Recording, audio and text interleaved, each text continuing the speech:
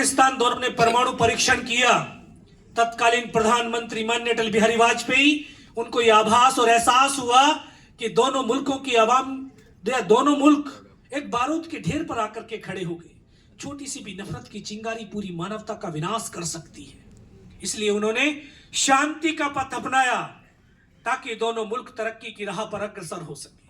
और यह सच है, जहां शांति होती है वहीं उन्नति और प्रगति भी होती है। किसी राष्ट्र की उन्नति और प्रगति के लिए राष्ट्र में शांति चाहिए, और एक इंडिविजुअल इंसान की उन्नति और प्रगति के लिए उसके मन और मस्तिष्क के अंदर शांति चाहिए। अगर हमारे मन और मस्तिष्क के अंदर विचारों का युद्ध चलता रहा तो हम समय पर कभी डिसीजन भी नहीं ले पाएंगे और जीवन में कभी आगे भी नहीं बढ़ पाएंगे। तो उसी शांति को कायम रखने के लिए भारत सरकार ने समझौता एक्सप्रेस शुरू की, लाहौर बस यात्रा की।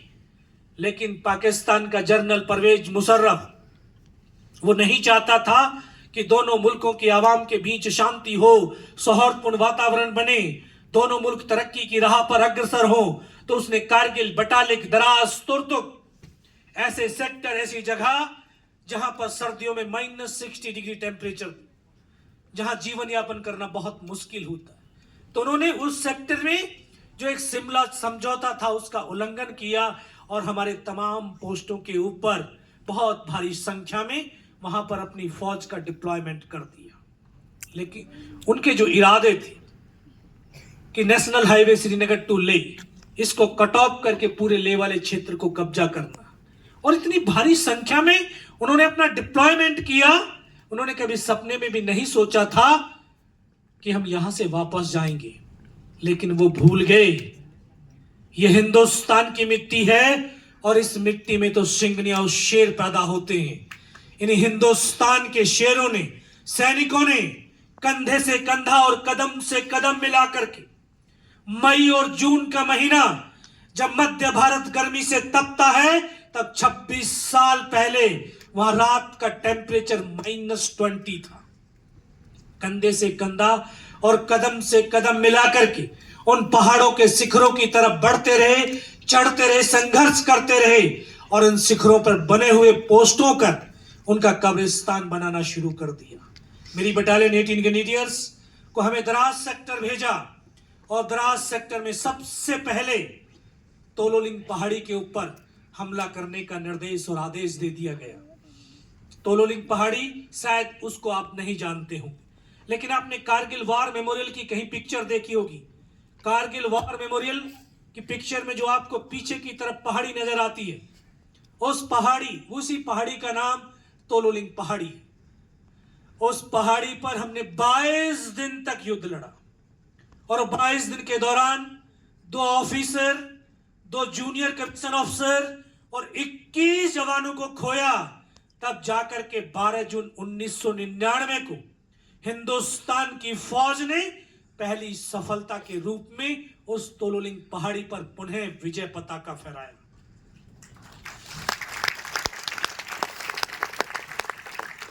अभी मैं कुछ दिन पहले अजमेर में था, महर्षि दयानंद यूनिवर्सिटी।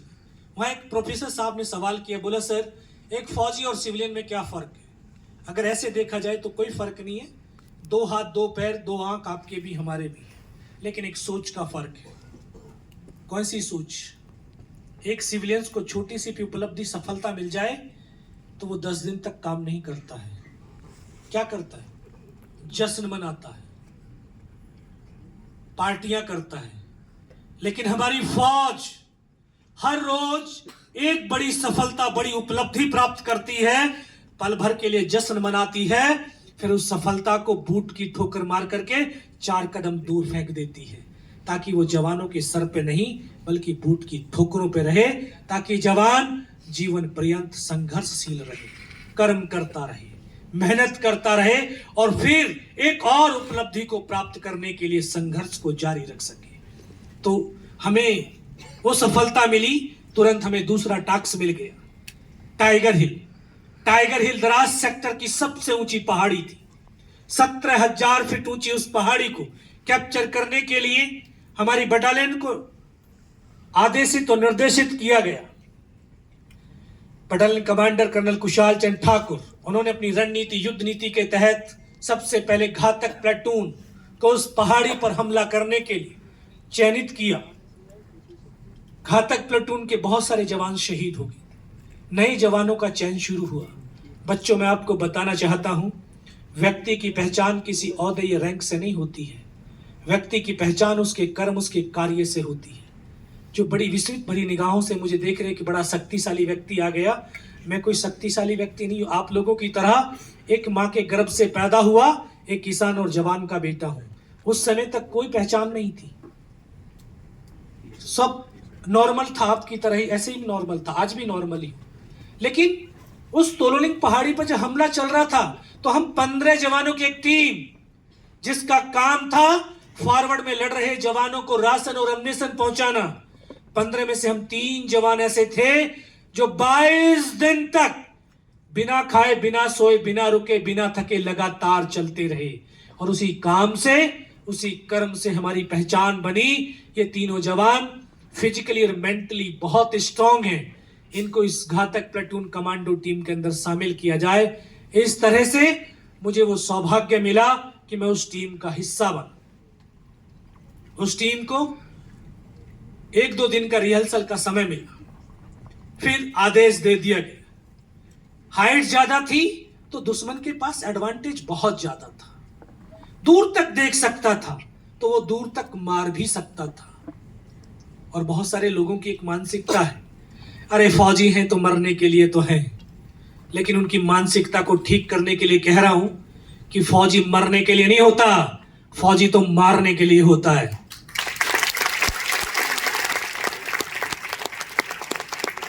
हमें मरना नहीं था, मारना था। इसलिए रात का सहारा लिया ताकि हम दुश्मन को सरप्राइज कर सके। रात भर चलते थे, दिन भर पत्थरों में बिना किसी मूवमेंट के चुपचाप पड़े रहते थे, फिर रात भर चलते थे। जितनी देर अभी आपसे संवाद करते हो गया, इतनी देर अगर कमरे से बाहर खड़े हो जाए तो चेहरे की स्किन फट करके खून टपकना शुरू हो जाता था। हिंदुस्तान के इन सैनिकों के चेहरों से खून टपक रहा था, ऊपर से दुश्मन की भारी गोलाबारी बरस रही थी। लेकिन इन सब की कोई परवाह नहीं करते हुए ये हिंदुस्तान के सैनिक कंधे से कंधा और कदम से कदम मिलाते हुए उस टाइगर हिल टॉप के शिखर की तरफ बढ़ते रहे, चढ़ते रहे। 2 रात और 1 दिन का सफर तय करने के बाद तीसरी रात का वो मंजर आज मेरी आंखों के सामने ऐसे दृश्यता है, शायद वो कल की ही तो बात है। 26 साल हो गए। सुबह का वक्त होने वाला था, बिल्कुल 90 डिग्री की चट्टान जिस पर चढ़ना असंभव सा प्रतीत हो रहा था। रस्सियों के सहारे चढ़ना शुरू किया, तभी दुश्मन ने दोनों तरफ से फायर खोल दिया और हम 21 जवानों की टीम का रास्ता कटअप हो गया। केवल और केवल 7 जवान हम ऊपर चढ़ पाए। ऊपर चढ़े तो इस स्टेज के बराबर प्लेन स्पेस, सामने फिर दुश्मन के बंकर। हम 7 जवानों ने जाकर के आधाधुंध फायरिंग किया और उसमें बैठे हुए तमाम पाकिस्तानी सैनिकों को पल भर के अंदर मौत के घाट उतार दिया था।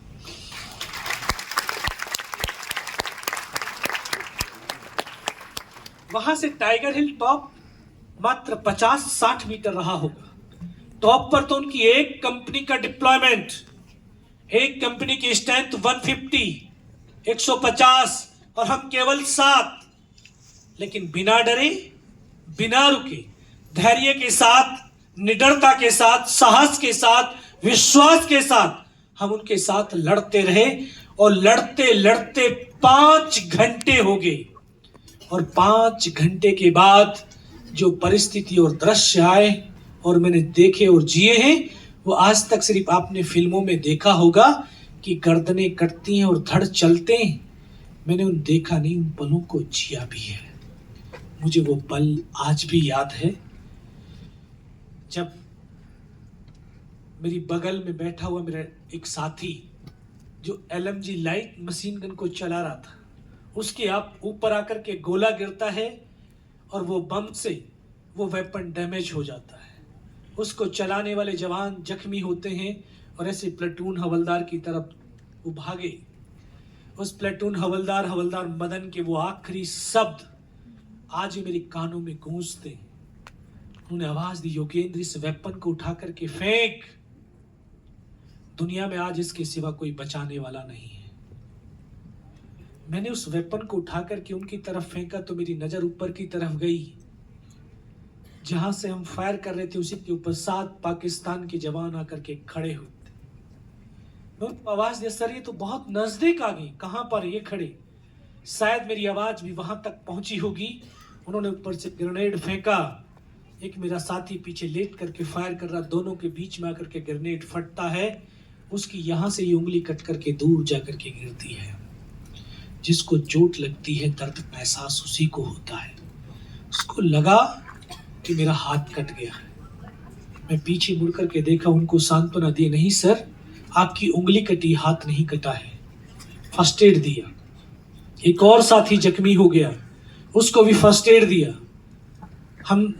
हमने उनसे कहा कि यार आप फायर नहीं कर सकते, लड़ नहीं सकते हो, तो कम से कम नीचे कूद करके अपनी जिंदगी तो बचा सकते हो। दोस्तों, अभी तक स्कूल में किताबों में पढ़ करके आया था कि एक सैनिक अपने साथी के लिए अपने आप को कुर्बान कर देता है। आज प्रत्यक्ष रूप से देखने का सौभाग्य मिल रहा था। बताए उन्होंने क्या बोला, योगेंद्र अरे जीना है तो तुम्हारे साथ जीना है, मरना है तो तुम्हारे साथ मरना है। इससे बड़ी हम जैसे नए जवानों के लिए और प्रेरणा क्या हो सकती थी। तभी एक और साथी था जिसके पास स्नाइपर वेपन्स था।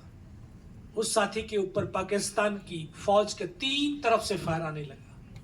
तभी एक मेरा साथी जो रूममेट था, ट्रेनिंग का साथी था, हम दोनों को आदेश दिया कि आप लोग दौड़ करके वहां तक पहुंचे या उनके वहां हेल्प के लिए पहुंचे। वहां से जैसे ही मेरा मूवमेंट हुआ, शायद उनको मेरा मूवमेंट नजर आ गया होगा, उन्होंने ऊपर से सीधा एक ग्रेनेड फेंका, तो ग्रेनेड का एक स्प्लिंटर आकर के मेरे भी घुटने के नीचे लगा, तो मैं से नीचे गिर गया। मुझे भी लगा कि शायद मेरा घुटने से पैर कट गया है। नीचे गिरते ही मन में ख्याल आया, देख पैर कटा है कि नहीं। तो ऐसे हाथ मार करके देखा, पैर तो था लेकिन बहुत गहरा जख्म हो गया। खुद फर्स्ट एड करने लगा। अभी फर्स्ट एड कर ही रहा था, तभी उसने एक और ग्रेनेड आगे गिरा, तो उस ग्रेनेड का एक स्प्लेंडर आकर के यहां लगा, यहां से पूरा ये चेहरा कट गया। इसको कटने के बाद पूरा चेहरा शून्य हो गया। ऐसा प्रतीत हुआ कि शायद मेरी आंखें चली गई हैं। बहुत देर तक कुछ भी दिखाई नहीं दिया। जब आंखें खुली तो ऊपर से नीचे तक लहू लुहान था, नाक से खून की धार बह रही थी। वहां एक स्लीपिंग बैग पड़ा हुआ था। बहुत देर तक उससे लहू को साफ करता रहा, लेकिन लहू बहना बंद नहीं हुआ। चल नहीं सकता था। खिसकता हुआ अपने साथी के पास पहुंचा तो पहाड़ी से पीठ लगा करके मैं ठीक उसके सामने बैठा था। एक मेरा साथी ऐसे बगल में बैठा था। मैं उनको बोला, सर मुझे फर्स्ट एड कर दो। अभी फायर कर, मैं थोड़ी देर के बाद फर्स्ट एड करता हूं। मैं फायर करने लगा। कुछ देर के बाद उस साथी ने अपनी फील्ड पट्टी निकाली, उसकी पॉलिथीन फाड़ने के लिए। उसका हाथ सिर्फ यहां तक गया था, उसको यहां गोली लगी, इधर से पूरा सर निकल करके बाहर हो गया। उसका हाथ पकड़ा, सर क्या हुआ, लेकिन एक शब्द तक नहीं बोल पाए। ऐसे जो मेरी बगल में बैठा था, मेरा ट्रेनिंग का साथी था, मैं उसको बोला, अनंतराम सर को तो गोली लगी। क्या? ये उसका आखिरी शब्द था। उसको सीने में गोलियां लगती हैं, फेफड़ों से खून की फुहारें छूटती, मेरी गोद में आकर के से लेट जाता है। एक ही पल के अंदर मेरे साथी खत्म हो गए। एक पीछे से दौड़ करके आया। जैसे वो हमारे नजदीक पहुंचता है, पाकिस्तानी आर्टिलरी का एक बम वहां पर गिरता है। उसकी यहां से गर्दन कट करके दूर जाकर के गिरती है। चारों तरफ खून की बौछारें थी। मैं पड़ा हुआ देख रहा था। उस धड़ पर सर नहीं था, लेकिन हाथों से बंदूक नहीं छूटी थी। वो धड़ 2 कदम तक चला, फिर जमीन पर गिर गया। एक और साथी आगे बढ़ा। एक और बम वहां पर गिरता है। उसके दोनों हाथ दोनों पैर कट करके दूर जा करके गिरते हैं। दोस्तों, जब ये शरीर के अंग कट करके जमीन पर गिरते हैं, किस तरह से उछलते हैं, तड़पते हैं, शब्दों में बयां नहीं कर सकता हूं। एक ही पल के अंदर सब कुछ खत्म हो गया। मैं भी उनकी तरफ से मर चुका था। 40-50 पाकिस्तानी सैनिकों ने इस तरह से हमको घेरा हुआ था। उनका एक कमांडर अपने साथियों को आदेश देता है, जरा इनको रिचेक तो करो, इनमें से कोई जिंदा तो नहीं बच गया है। पाकिस्तान के जवान हमारे जवानों की बॉडियों में आकर के जब गोलियां मारने लगे तो बॉडियां ऐसे उछलती थी। जब उसने सामने वाले को मारा उसकी बॉडी उछली बगल वाले को। मैं इस तरह से पड़ा हुआ था। उसने फर्स्ट में यहाँ पे गोलियां मारी, मैं देख रहा हूँ कि धुआं निकल रहा है। फिर पैर में गोली मारी, यहाँ से भी धुआं निकल रहा है। उस गोली की पीड़ा को चुपचाप पड़ सहता रहा। बहुत देर तक उन्होंने फिर गालियां देनी शुरू करी, गाली देते रहे।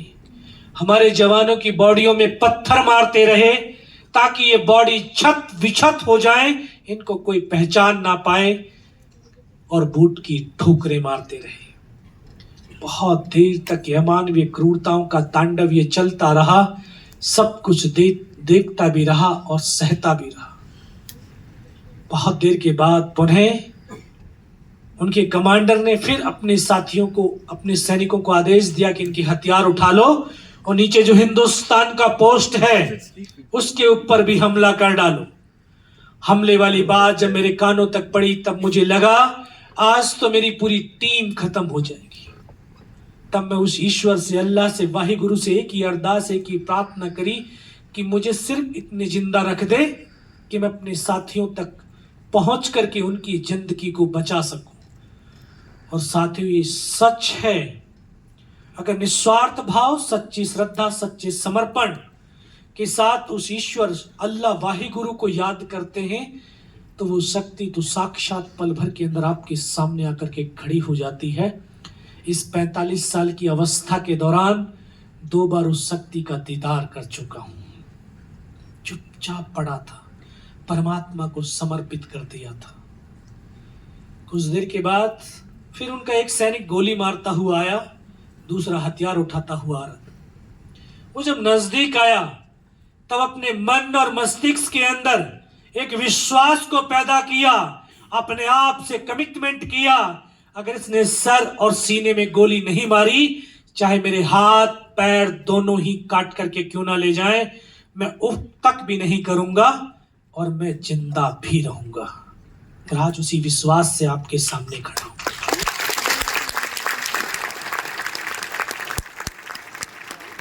तो दोबारा से गोली मारता हुआ जब नजदीक आया तो फिर भी उसने फिर भी मेरी बाजू में, पैर में गोली मारी। गोली मार करके वो चला, वो 2 कदम चला, वो रुक गया। उसके रुकते ही मुझे आभास हुआ कि शायद इसको पता चल गया कि मैं जिंदा हूं। अब ये मन के अंदर विचार चल रहा था तब तक तो वो वापस मुड़ गया, और वापस मुड़ते ही उसने राइफल ऐसे सीने की तरफ करी। तब एक पल के लिए लगा योगेंद्र अब नहीं बचेगा। लेकिन कहते हैं जाको राखे साइयां मार सके न कोई, और इस देश को भारत मां कहते हैं। ऐसे ही नहीं कहते, ये कंकर और मिट्टी वाली जमीन नहीं है, ये सजीव है। मां भारती अपने बेटों की वीरता, शौर्य, पराक्रम और बलिदान को कभी दफन होने ही नहीं देती। किसी न किसी एक को जरूर माध्यम चुन लेती है। शायद इस मां भारती ने मुझे वो माध्यम चुन लिया होगा कि उसके बेटों ने जो शौर्य, वीरता, पराक्रम दिखाते, जो बलिदान दिया है, उसको मैं देश और दुनिया तक पहुंचा सकूं। तभी तो जब उसने गोली चलाई तो सीने की तरफ चलाई। यहाँ पे पर्स रखा था, पूरी पैंट फट गई थी पहाड़ों पे चलते चलते। उस पर्स में कुछ 5-5 रुपए के सिक्के थे।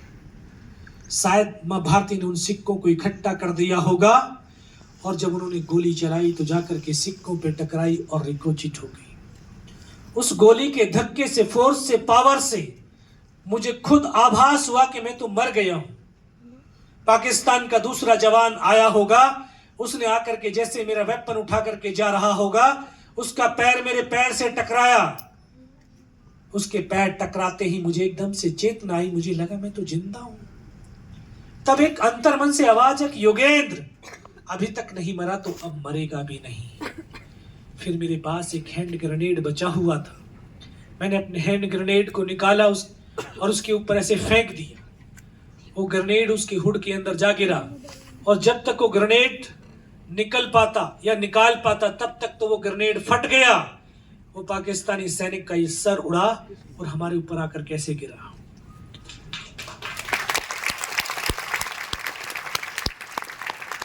उस ग्रेनेड के धमाके से पाकिस्तान के जो सैनिक खड़े थे उनमें खलबली मची कि इनमें से तो कोई जिंदा है। कुछ बोले जिंदा नहीं, नीचे से रीइंफोर्समेंट आ गई है। बस वही एक मौका था मेरे पास। मैंने दोनों हाथों से उसकी राइफल को उठाने की चेष्टा करी, लेकिन ये हाथ तो हिला नहीं। इस हाथ की पूरी हड्डी निकल के बाहर थी, सिर्फ कंधा कंधा हिला। ऐसे एक हाथ से उसकी राइफल को उठाया, ऐसे पलटा खाया और ऐसे 3-4 जगह से जब फायरिंग किया, 4-5 पाकिस्तानियों को पल भर के अंदर मौत के घाट उतार दिया था। इसी हाथ से पलटा खाया, दूसरे पत्थर, तीसरे पत्थर, 4-5 जगह से जब फायरिंग किया तो उनको ये आभास और एहसास हुआ कि यहाँ पर अकेला नहीं है, नीचे से रीइंफोर्समेंट आ गई है। तो फिर उनके पैर उखड़ के भाग खड़े हुए। मैं बेबस और लाचार था, चल नहीं सकता था, लेकिन हताश और निराश नहीं हुआ। एक साहस के साथ खिसकता, रेंगता, फायर करता हुआ 4-5 मीटर तक उनके पीछे गया। 4-5 मीटर जाने के बाद देखता हूं सामने तो उनका लंगर चल रहा है, उनके लिविंग टेंट लगे हुए, वेपन की डिप्लॉयमेंट है और वो सब कुछ छोड़ करके भागते हुए चले जा रहे हैं। बहुत देर तक वहां पर पड़ा हुआ देखता रहा। जब पूरा पोस्ट खाली हो गया, फिर इस मन और मस्तिष्क के अंदर फिर पागलपन छाया। योगेंद्र, नीचे जाना है, अपने साथियों को बचाना है। हिम्मत टूटने लगी थी।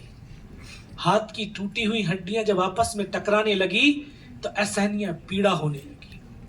हाथ को ऐसे बांधने की कोशिश करने लगा, लेकिन ये हाथ बंद नहीं पा रहा था। फिर इस हाथ को उठाया, पीछे कमर पे फेंका, बेल्ट में फंसाया। फिर धीरे धीरे खिसकता खिसकता अपने उन साथियों तक पहुंच पाया जहां पर वो शहीद हो रखे थे। फिर मन में ख्याल आया, देख इनमें से कोई जिंदा तो नहीं है। आकर के एक एक को देखने लगा तो किसी का ये सर निकला हुआ बाहर था, तो किसी के पूरे फेफड़े निकले बाहर थे, किसी का धड़ अलग था तो किसी का सर अलग था। एक एक को गोद में रख करके रोता रहा। बहुत देर रोया। कभी जीवन में रोए आप? रोए हैं जीवन में? रोने के बाद क्या फील होता है? बड़ा हल्कापन फील होता है। क्यों होता है? रोना कोई कायरता नहीं, ये भी एक थेरेपी है। जैसे लाफ्टर थेरेपी है, डांसिंग थेरेपी है, ऐसे ही एक रोना भी एक थेरेपी है जो हमें अपने आप से जोड़ती है। और हम क्या है? हम ये बॉडी या शरीर नहीं है, हम एक सोल है, एक आत्मा है, जिसको ये शरीर कुछ दिन के लिए इस धरती पर कुछ काम करने के लिए दिया गया है। 20%। तो मैं रोता हुआ अपने आप से कनेक्ट हुआ, और जब अपने आप से कनेक्ट हुआ तो उस परमात्मा से कनेक्ट हुआ, और जब उस परमात्मा से कनेक्ट हुआ शायद उस सुदर्शन चक्रधारी से कनेक्ट हो गया होऊंगा, और तुरंत आवाज है, योगेंद्र बेटे इस नाले से नीचे की तरफ चला जा। 500 मीटर उस पहाड़ी पर रोल करते करते नीचे की तरफ जब आने लगा, एकदम से गड्ढा आ गया। एक हाथ से पत्थर पकड़ करके लटका हुआ था। तब मुझे भी आभास हुआ कि शायद तू पाकिस्तान की तरफ आ गया है। नीचे की तरफ देखा, मुझे मेरे साथी नजर आए, उनको आवाज दिया, वहां से मुझे उठा करके लेकर के गए। जिस तरह से आप फिल्मों में देखते हैं, कोई ग्रेनेड फटता है, पूरे कपड़े फट जाते, सेम कंडीशन थी। कोई कह नहीं रहा था कि ये जिंदा रहेगा, सबको था कि थोड़ी बहुत देर के बाद में मर जाएगा, लेकिन मेरे अंदर विश्वास था कि मैं जिंदा रहूंगा। वहां पहुंचा, ऊपर की तमाम इंफॉर्मेशन दिया, उन्होंने कमांडिंग ऑफिसर तक सूचना दिया। कमांडिंग ऑफिसर ने बोला कि इस लड़के को जल्दी से जल्दी हमारे पास पहुंचाइए। कोई ऐसे फॉरवर्ड ट्रूप्स के पास कोई ऐसे साधन संसाधन नहीं होते जिस पर लिटा करके बिठा करके वहां तक पहुंचाया जा सके। जवान कंधे डाल करके पीछे की तरफ लाने लगे। आप जानते होंगे पहाड़ियों पे चढ़ना बड़ा आसान है, उतरना बहुत मुश्किल है, वो भी कैजुअलिटी को लेकर। धीरे धीरे धीरे धीरे नीचे उतारने लगे। शाम हो गई थी, अंधेरा हो गया, इतना लहू बह गया था कि मुझे भी दिखाई देना बिल्कुल बंद हो गया। जब कमांडिंग ऑफिसर के पास पहुंचा तो उन्होंने कहा, बेटा मेरे को पहचानता मैं कौन हूं? साहब आवाज सुनाई दे रही, दिखाई कुछ नहीं दे रहा है। मैं तेरा commanding officer colonel Kushal Chand Thakur. जय हिंद साहब। बहुत तेज सर्दी लग रही। उन्होंने अपने टेंट के अंदर लिटाया, 3-4 स्टॉप जलवाए, थोड़ी सी गर्मी महसूस हुई तो उन्होंने कहा कुछ बता सकता है? मैं कहा हाँ सब बता सकता हूँ, अब थोड़ा सा पहले पानी पिला दो साहब, क्योंकि जबान अटने लगी थी बारूद की वजह से। मैं कहा साहब, उन्होंने तुरंत आवाज दी, बोला नहीं पानी नहीं मिलेगा। शायद डॉक्टर ने सुन लिया होगा, डॉक्टर दौड़ करके आया, उसने थोड़ा सा ग्लूकोज पिलाया, थोड़ी सी एनर्जी महसूस हुई।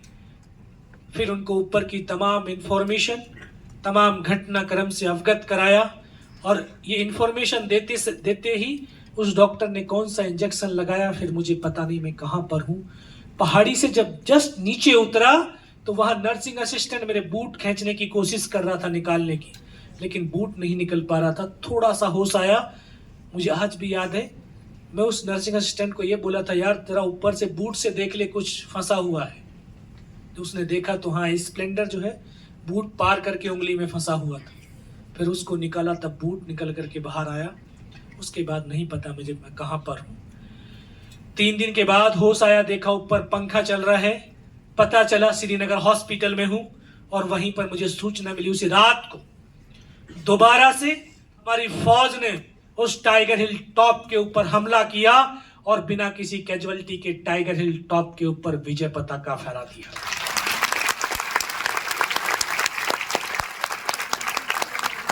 टाइगर हिल की जीत कारगिल युद्ध का यू टर्न था, सीज़फायर हुआ, और आज हम 26 जुलाई कारगिल विजय दिवस के रूप में मनाते हैं।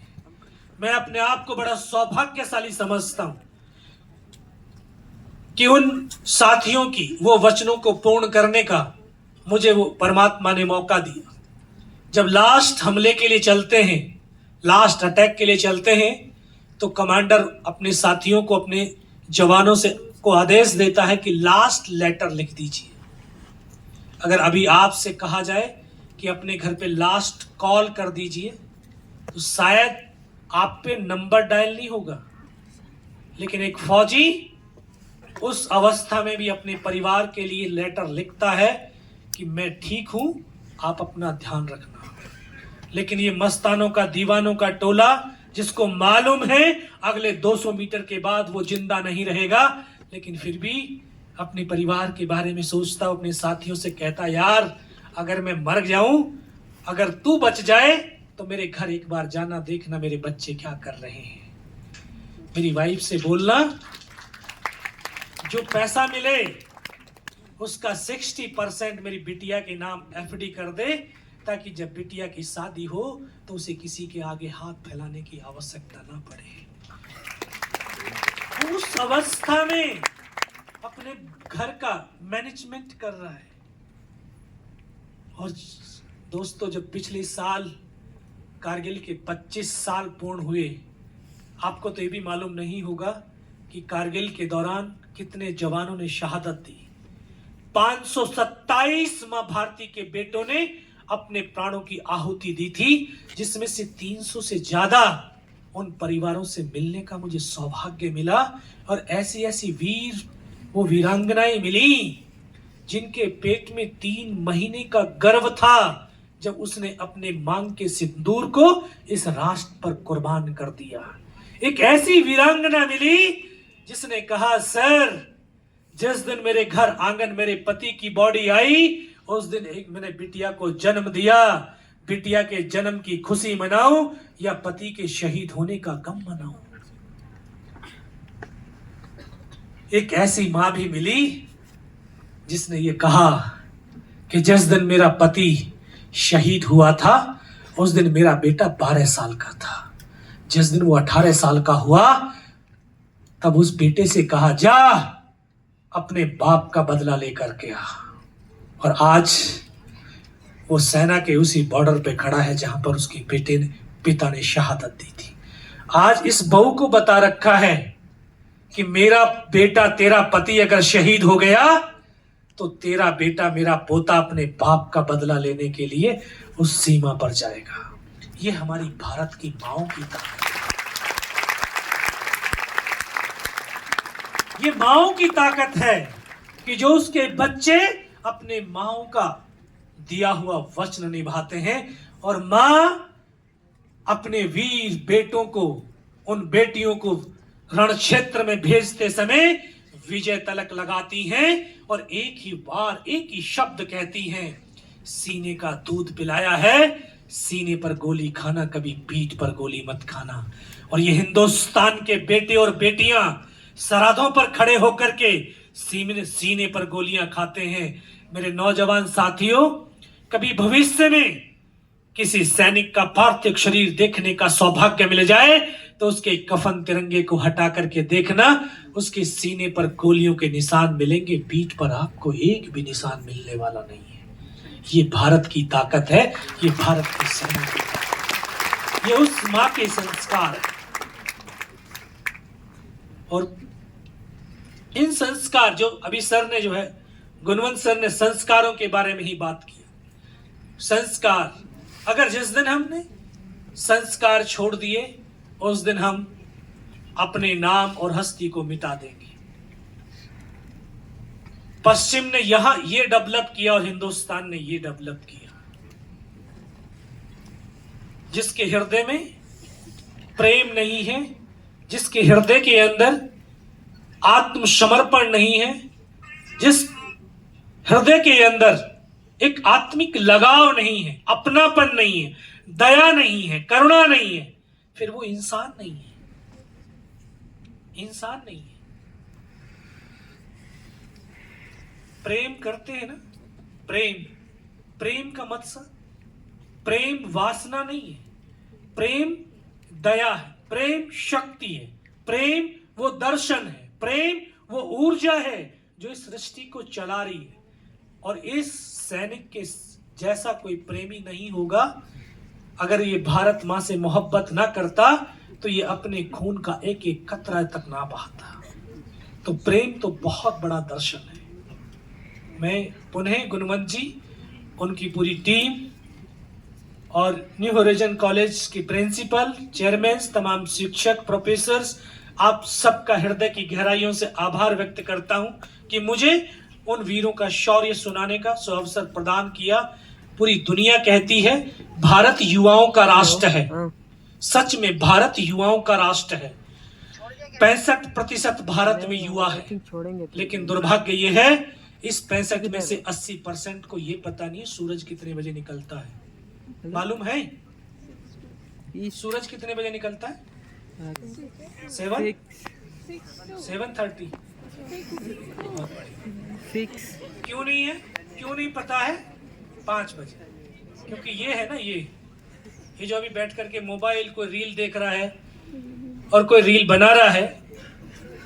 बेटा मेरी सारी आंखें, मुझे सब मालूम है कौन क्या कर रहा था। मैं आपके पिता के जैसे उम्र के जो वो नहीं स्टूडेंट, उनको पढ़ा करके आया हूं 8 साल। अब ये मत सोचना कि ये ऐसे बैठा है फौजी है। मैं BA B.Ed हूं और देश की जो सबसे बड़ी शिक्षित प्रशिक्षित शैक्षिक संस्थान है IIT IIM, उन सब में जो है एज ए गेस्ट लेक्चर लेने के लिए जाता हूं। तभी तो मैं कह रहा हूं कि आपकी एक नजर, आपकी एक एक चीजों को देख रहा हूं, मैं नोट कर रहा हूं कि कौन रील बना रहा है और कौन रील बैठे बैठे देख रहा है। मोबाइल नहीं छूट रहा है।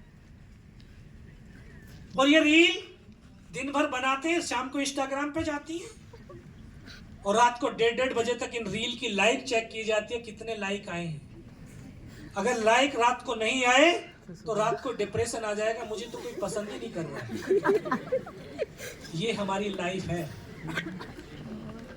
इसीलिए आपको सूरज निकलने का पता ही नहीं चलता। अगर आप सही समय से सोएंगे, सही समय से आप उठ जाएंगे और सूरज से पहले, सूरज के उगने से पहले उठेंगे तो इस शरीर, मन और चेतना दोनों में एक ऊर्जा का संचार होगा, एक सकारात्मकता की विचारों का एक सागर उमड़ेगा और यही चीजें आपको जीवन में चमत्कार पैदा कर देंगी। चमत्कार, आपके बीच में से कोई बैठा हुआ होगा जो एक बड़ी कंपनी का CEO बन जाएगा और दूसरा कहीं कंपनी में वैसे ही काम कर रहा होगा, फिर बैठ करके वहां से टीवी देखता, अरे ये तो मेरे साथ ही तो पढ़ रहा था क्लास में, कुछ आता तो था नहीं इसको, नॉर्मल से ऐसे ही तो नंबर आ रहे थे हमारे जैसे। लेकिन आपने उसकी रूटीन दिनचर्या को नहीं देखा होगा। वो एक शब्द है कंसिस्टेंसी है कि नहीं, निरंतरता। अगर आपके जीवन में निरंतरता है, पानी की एक छोटी सी धारा लगातार पत्थर पे गिरती है तो उस धारा वो पत्थर को तोड़ देती है, इतनी शक्ति होती है निरंतरता के अंदर। तो इन युवाओं से मेरा एक रिक्वेस्ट है, एक वादा कर रहे हैं आप, इंजीनियर तो बन जाएंगे आप, वादा कर रहे हैं? अरे एक फौजी से वादा करने को तैयार हैं? हाँ सर। नहीं है, ऐसी आवाज बोलोगे तो कहां से आएगा? Yes sir. वादा करोगे? Yes sir. सच में वादा करना। एक फौजी राष्ट्र से सच्चा वादा करता है और ये कहता है मैं रहूं या ना रहूं लेकिन मेरा राष्ट्र जरूर रहेगा। तो आप अपने आप से वादा करना कि आज से हम अपने जीवन में परिवर्तन लाना है। सुबह जल्दी उठना है, रात को जल्दी सोना है। Yes sir. और पढ़ते समय स्टडी टेबल पर ये मेरे साथ नहीं होगा, इसके बिना तो होता ही नहीं होगा। आप यहाँ हॉस्टल में रह रहे हैं, अपने मम्मी पापा से जो है 9, साढ़े 9, 10 बजे 9, साढ़े 9 बजे तक बात कर लो, उसके बाद इसको स्विच ऑफ करो और अपने लॉकर में डाल दो। फिर पीडीएफ कहाँ से देंगे? प्रधानमंत्री का फोन तो नहीं आएगा ना, राष्ट्रपति कार्यालय से भी नहीं आ सकता। 9, साढ़े 9 बजे के बाद कुछ नहीं आने वाला। लेकिन जब स्टडी टेबल पर ये होगा, जब आपका पढ़ने में मन डूबने लगेगा, उसी टाइम इसमें टर्न होगा, मैसेज बजेगा और मन क्या कहेगा, जरा देखना किसका मैसेज है। और फिर हम मैसेज को देखेंगे, उसका रिप्लाई करेंगे, फिर उसके मैसेज का रिप्लाई का जवाब देखेंगे और इस तरह से हमारा आधा घंटा बीत जाएगा। आप 6 घंटे के बोलते हो कि घर वालों से कि हम 6 घंटे स्टडी करते हैं एक जगह बैठ करके। आप ईमानदारी से अपने आप से पूछिए 6 घंटे में मोबाइल कितनी बार देखा है? आप 3 घंटे मुश्किल से पढ़ रहे होते हो। ये अपने जीवन का थोड़ा सा सुधार कर लो, बाकी चमत्कार हो जाएंगे अपना। तो और लोगों से सुना होगा ना आपने, ये सांस ही जीवन है, जीवन ही सांस है, सुना है? अरे सुना है कि नहीं? गुणवंत साहब ने पेड़ पौधों के बारे में बात किया था, ऑक्सीजन देते हैं। 1 मिनट में कितनी बार सांस लेते हैं आप? 1 मिनट 66 बार। अपने बारे में कुछ नहीं जानते यार आप लोग। आउट ऑफ सिलेबस क्वेश्चन आ रहे हैं। हम 15 से 17 बार सांस लेते हैं 1 मिनट के अंदर। जो 72 बता रहे ना बेटा, अगर 72 बार सांस लेने लगे तो 10 साल की भी उम्र नहीं होगी। और ये सांसों का इस जीवन से कितना गहरा, और ये आपके जो दैनिक कार्य इनसे कितना आपके अंदर एक गहराई पहुंचती है। जितनी सांसें आपके काम के अनुरूप चलेंगी, आपका मन उस काम में डूब जाएगा। आपके अंदर एक मन और मस्तिष्क में स्थिरता आ जाएगी। देख लिया। और फिर आप अपने उस काम में बहुत उच्च क्वालिटी की आपने जो ना अचीवमेंट कर सकते हैं। तो इन सांसों से 2 लाइन कहते हुए अपनी वाणी को विराम देता हूं कि ये सांसों के तराने हिंद का नवगान गाएगा, हमारा शौर्य ध्वज लेकर। किसका? इस भारत के युवाओं का।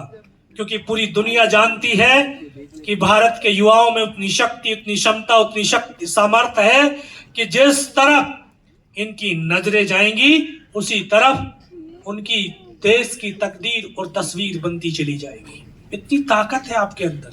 तभी तो दुष्यंत कुमार ने 2 लाइन युवाओं के लिए लिखा कि हंगामा खड़ा करना मेरा मकसद नहीं, मेरी कोशिश है ये सूरत बदलनी चाहिए। आग मेरे सीने में लगे या तेरे सीने में लगे, लेकिन ये राष्ट्र भक्ति और राष्ट्र प्रेम की आग, लेकिन ये आग जलनी चाहिए, ये आग लगनी चाहिए।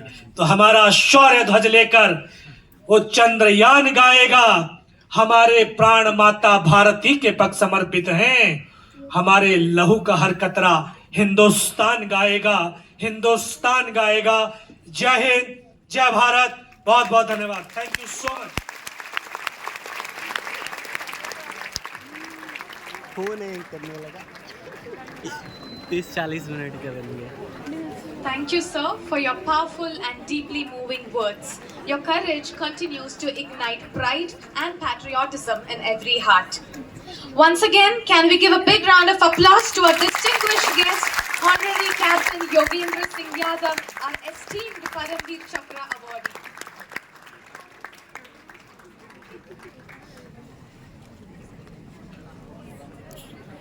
देख लो भाई, देख लो, देख लो, देख लो।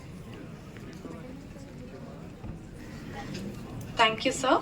May I now request our dignitaries to felicitate and honor our distinguished guest, Honorary Captain Yogendra Singh Yadav, our esteemed Paramveer Chakra awardee, and I request the audience to kindly rise and give a standing ovation as a mark of respect and admiration for his valor and service to the खड़ा हो nation. जा।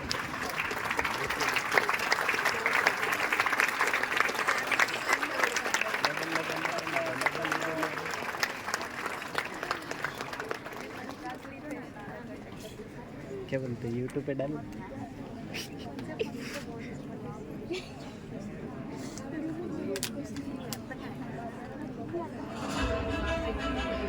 तो बंद कर देते हैं। नहीं नहीं नहीं,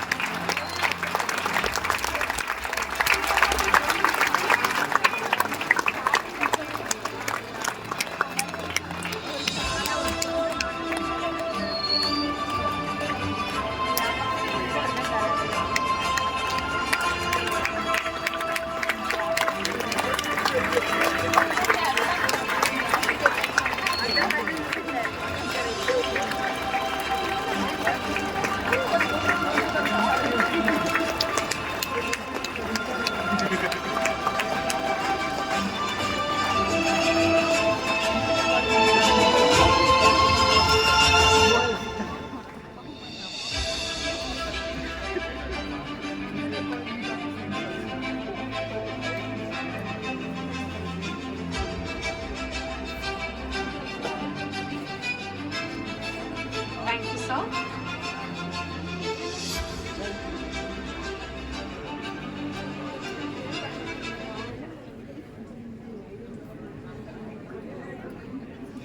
May I now request our principal sir and registrar sir to kindly present a memento as a token of appreciation to Shri Gunawant Singh Kothari ji and Ramesh ji. Ramesh Shri ji. Ramesh serves as a Thank secretary you, of sir. IMC